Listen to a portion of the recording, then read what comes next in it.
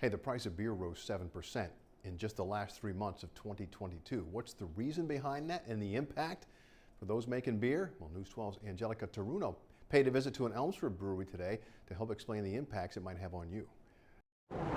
We just got through our first week in January and it wasn't the end of the world. People are still coming out. People are still coming to see us. Owner Scott Vaccaro says due to the rising cost of just about everything for the brewery, it's the price of making beer that has gone up. From imported malt and hops to CO2, which is one of our biggest inputs, to carbonate the beer, has gone up substantially, and there have been shortages. And although well-known beer brands in grocery and liquor stores have increased, he hopes the local edge of the brewery gives him the upper hand. Hopefully people continue to still brew beer and support local, but it's definitely become a more challenging market. Ingredients aren't the only things impacting the beer industry. It's also what the beer is being put into. And these days, that's aluminum cans.